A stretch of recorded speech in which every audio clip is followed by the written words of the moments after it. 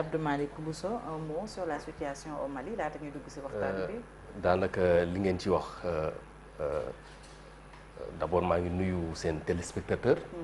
di leen jaajëfal li ngeen ma invité fii seen plateau surtout ci format bu bees bi les matins de l'info xaw ma info du matin. Bon, situation Mali bi elle est préoccupante. Njaaxare bu rëy la pour Sénégal pour CEDEAO pour Maliens yi daanaka loolu situation boobu peut-être à des degrés divers moom la ñu retrouver ci yeneen pays. C'est des problèmes de gouvernance et de système politique. On a des systèmes politiques yu nekk en crise gouvernance bi dafa naxasaay Mali dafa dem ba état amatu fa population bi fippu na am lu mu commencé liggéey ba nga xamante ne nguur bi fa toog mënatul yore réew ma li ci am mooy que dafa mel ne militaires yi dañu dabu loolu te bu ñu deful ndànk mun na mel na dañ koy foqarti te loolu menace la li ci des mooy tamit transition politique bi Mali laaj 9 mois daam xëy na mën na tuuti parce qu'il faut pas aller vers des élections pour reconduire le même système politique le même modèle de gouvernance ba nga xamante ne atteindre leen limitam war nañu saytu yeesalaat taxawaay yi restaurer confiance population ci politique yi parce que boo gisee ne politiciens yeeg société civile bi dem bootu ci imam dikko am na lu mu firndeel mooy discrédit de la classe politique loolu yëpp dafa am ay menaces yoo xamante ne waruñu laisser indifférent ñun acteurs yi nga xamante ne ñooy yëngatu ci médias yi ci société civile wala ci politique bi ci Sénégal ak ci espace sous-régional bi. Très bien. mu nekkoon contribution bu sunu invité ki la xew fële ci réewu Mali ñu jaajëfalaat encore une fois nos remerciements à notre confrère Lamine Siby qui promet d'apprendre le wolof. Ce sera avec Chérif Dia pourquoi pas tout de suite ñu daal di dugg nag ci waxtaan bi ak sunu invité bi.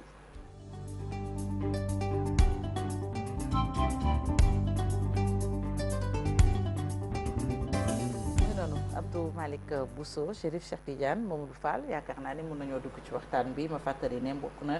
ci bureau exécutif national bu forum civil chargé de la stratégie et de la prospective. waaw forum civil xam nga branche transparency internationale fii Sénégal ñoom nag ñi ngi yëngatu ci wàllu bonne gouvernance ak lépp loo xamante ni kon wàllu transparence la di yoreen wu sell prétexte invitation bi nag mooy li xew ci sunu justice bi particulièrement magistrature bi parce que gis nañ fii quand même ay magistrats yuy tamanteek di jiiñante ba wàllu guerre daal di ciy judd te du ne guleet fii ci Sénégal ñu ne guerre tudd ci ay magistrats te ku ne xam na ni ñoom it dañuy incarner institution bu am solo ñu koy wax troisième pouvoir de justice bu naax saay dafa mel ni am réew ay naax saay moom moo tax nag ñu bëgg ko càmbar tey ak suñu gan di Abdou Malick Bousso comme ni nga ko waxee bokkoon ci bureau exécutif bu national bu forum civil chargé de la stratégie ak de la prospective sëñ Bousso ginnaaw bi ñu la nuyoo laataa ñuy wax ci magistrature bi waa SYTJUST dàbbaliwaat nañ grève 72 heures mu mel ni kon ñoom ñetti weer a ngi ni ñoom it ñu daal di paralyser système judiciaire bi. waaw li nga wax dëgg la Chérif xam nga justice bu sooxee rek ñëpp am problème parce que mooy service public bi nga xamante ne dafa ëmb ñaari mbir liberté citoyen yi ak seen dignité te service public bu mu munti doon dafa nekk fii pour yombalal nekkin ak dundu nit ñi fekkee nag dem nañu ba nga xamante ne dafa sooxe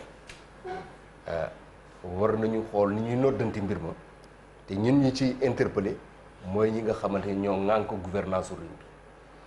mi ñi ŋànk gouvernance réew mi parce que xam ngeen ne gouvernance mooy yàqu ndigg état organe boo gis bu yàqu ndigg li doxul organe boobu day naasaay muy nit muy loo mënti gis day désarticulé te dañu xool ne ci Sénégal de plus en plus dañu remarqué li ñuy wax ne affaissement de la gouvernance publique te loolu problème bu rëy la xëy na bu ñu xuusee ci waxtaan yi dinañ yegsi ci affaissement gouvernance sectorielle yi ak gouvernance léegi ban centrale. solution ci grève SYTJUST bu dul jeex. D'abord ñaari mbir ab nguur ak ku munti doon bu ñu la dénkee mbir boo ci waxtaanee ak protagonistes yi c'est-à-dire ñi ko séq am foo leen déggoo dañ ko war a wéyee jëfee ko muy benn ñaareel bi bu ñu la dénkee ab mbir mu ñeel ñëpp ñi nga xamante ne justice service public la rôle état la mu assurer continuité service public bi mënuñu nangu la xew ci justice bi citoyens yi dem ci justice war fa wut ay këyit mënuñ ciy jot loolu d'abord il faut que un terme rapide et immédiat soit mis à cela. Il ne faut pas qu'on prenne les citoyens en otage pour des problèmes catégoriels. mais taxawaayu ministre de la justice gis nañ ko moom daanaka dafa mel ni ku radical ci mbir mi est-ce que noonu la war a posture boobu la war a am. non mais mënul continuer ci radicalisme parce que loo xam day fay am pinco ak dialogue am na fu ñu wàccoog nit ñi am na lu ñu waxtaan ak ñoom am na mbir mi lu mu war a doxee xëy na SYTJUST nu mu buggee mënul doxee noonu mais ñoom tamit ni ñu mënee il faut que ñu wax naka la ñu mënee il faut que nit ñi toog waxtaan mënuñu mépriser quand même des acteurs essentiels du système judiciaire qui est les greffes et les travailleurs judiciaires il faut que ñu toog waxtaan ak ñoom ci seen ay doléances il faut que ñu delloo citoyens yi seen justice il faut que administration justice bi dalal xelu citoyens yi ak sénégalais yi te loolu moom ministre de la justice président de la république nga xamante ne mooy chef suprême de la magistrature mais dañu leen di interpeller parce que mbir mi ñoom la ñu dénk mbir ma. est-ce que jàppoon ni aussi voilà seetaan bi ci nguur gi ëppul ba ñu accès ci peut-être point non retour parce que fi mu ne nii fantasiro bi dafa jéggi dayoo quand même diggante SYTJUST ak état bi rawatina jëwriñ bi. loolu la ñuy wax affaissement gouvernance sectorielle la ngi noonu naka ngay signer ay affaire ak ay nit mënoo ko fësal naka ngay seetaan ay luy ruma mbaay ba mu yegg si foo xamante ne lii pendant on va vers des vacances judiciaires ça fait 3 mois ou 4 mois que la justice n'a pas fonctionné plus les vacances judiciaires et où est le justiciable des gens vont aller en faillite sans qu'on traite leur dossier ça signifie quoi et qui en est responsable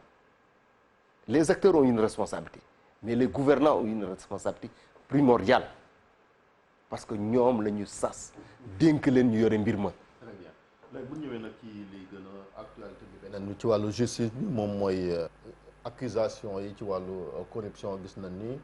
benn juge Yaya Amadou Dia nekk fële ca cour d'appel bu Kaolack jiiñ premier président cour d'appel de Ousmane Kane ci wàllu corruption ba gis nga seen lettre yi sax ñi ngi ci réseaux sociaux yeeg fu nekk muy loo xamante ne ku ci nekk yaa ngi tontu yéen ñi nga xamante ni kon mbiram bonne gouvernance ak transparence daf leen a yitteel ban lecture déjà ngay def ci coow li. d'abord li ñu jëkk a seetlu mooy tiitaange ak jaaxle tiitaange parce que dañu yaakaaroon ak lu réew mi nëxës lu gouvernance bi affaissé wu am na loo xamante ne ñi nga xamante ni ñu la ñu dénk ñaari mbir yoo xamante ne dafa important ci citoyen bi liberté am ak dignité am na fu ñu warut a mun a yegg ñu demee nag ba nga xamante ne ku ñu dénk ak lëf xamatul liñ ko dénk lan la ñi ko dénk dem nañu ba nawatuñu ki ñu dénk Sénégal war na jaaxle parce que quand même wolof dina ne buy layoog nit nañu demee ci fi mbax ne nekk benn wala naa la yóbbu fi mbax ne nekk benn nga gis mag ñëw ci prétoire wala ci tribunal si mi mbax nem am na fu ñu teg justice am na sénégalais yi fu ñu teg justice am na fu mu war a teg boppam bu ñu demee ba seetaan ne ñoom ñi nga xamante ne la ñu dénk liberté citoyen yi ñu am ci loolu sañ-sañ ñu dénk leen seen dignité ku ñu tuuma dara mun lañ la teggi tuuma bi wala mun nañu conforter tuuma ba nga xamante nga perdre sa dignité bu ñu demee ba ñu ne ñoom ñi nga war a ñoo war a jubbanti ñoom ñoo jubul ñoom ñoo war a noddanti ñoom ñoo dëng jaaxle dafa war a am te dafa war a am paj bu gaaw ci naka ci paj mi mooy d'abord ñi nga xamante ni ñoo seq mbir mi muy ministre de la justice ak président de la république ñu def saytu yu gaaw saytu yu yaatu parce que gàkk-gàkk bi il faut que ñu póot ko póotum guddi póot mu leer ba ñu weer ko ba ñu xam ne Sénégalais yëpp teg seen ba gàkk-gàkk bi nag déjà sant nañ liggéey boobu inspection générale de l'administration de la justice. absolument loolu d'ailleurs xaw na gaaw tuuti parce que interpellation bu Forum Civil def à travers benn poste Birahim Seck tontu bu gaaw am nañ ci par le juge Ndiaye génne benn communiqué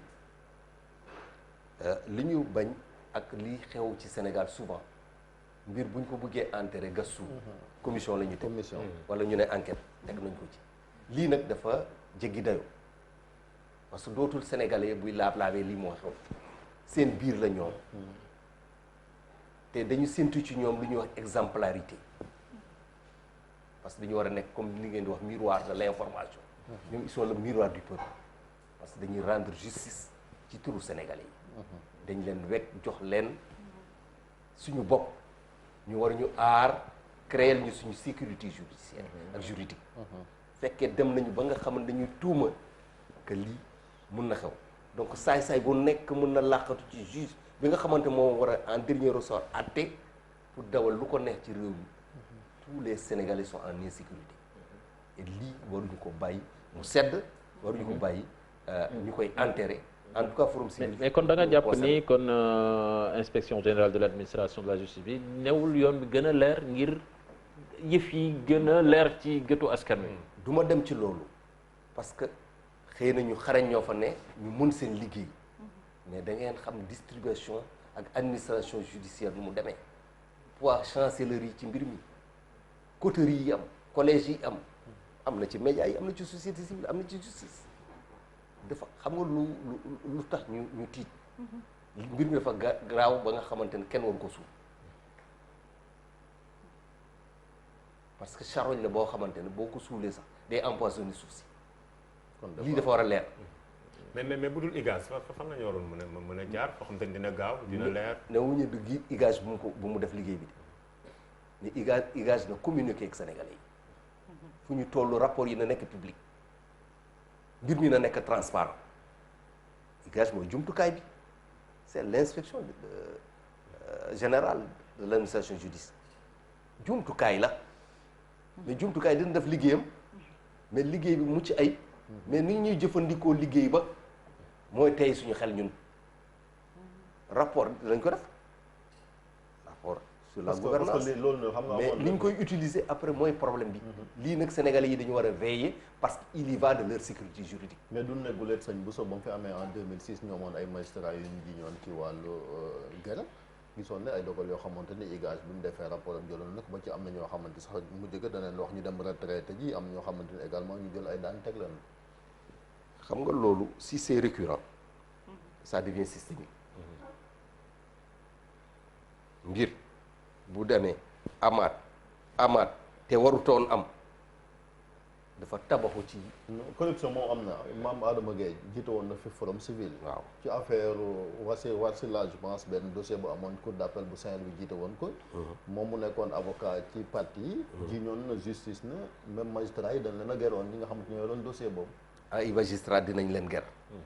parce que duñu généraliser ger am na ci biir magistrature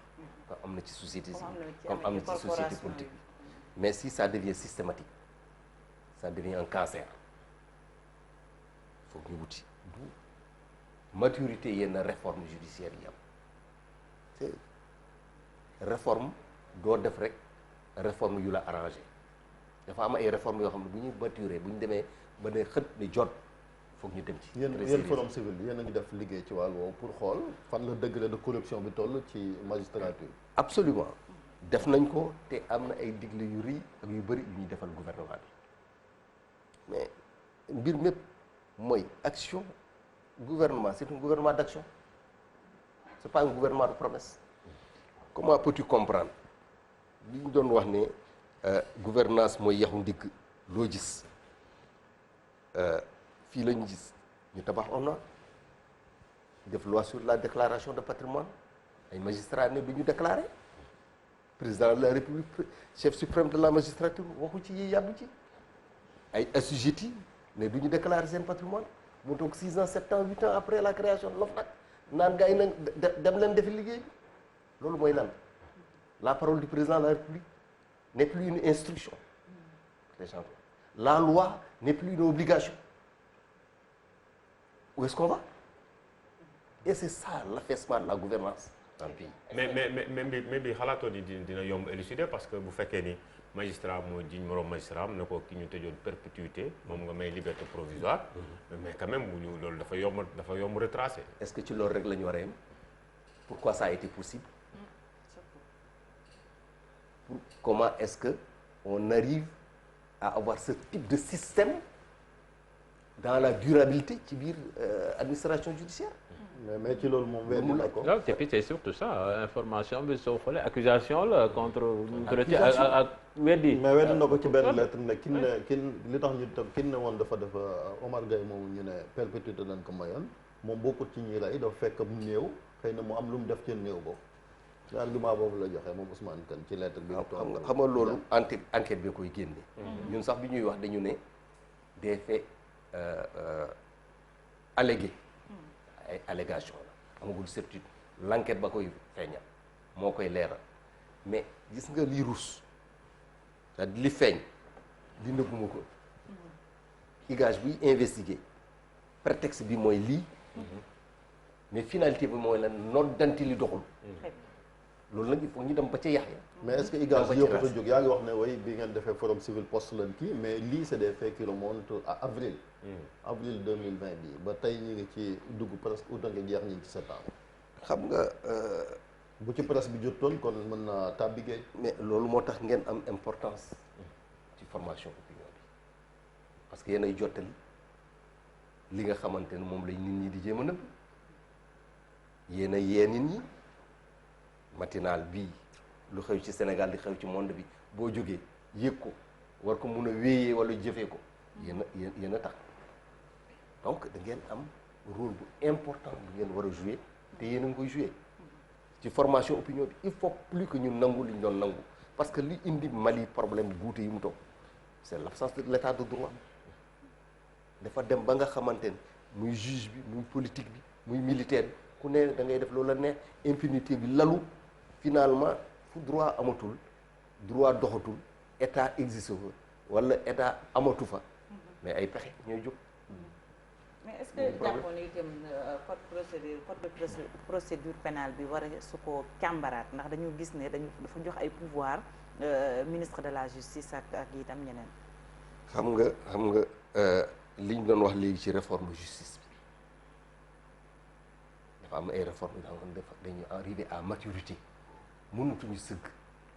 wala gëm ne lii il faut que mu continuer nu mu doon continuer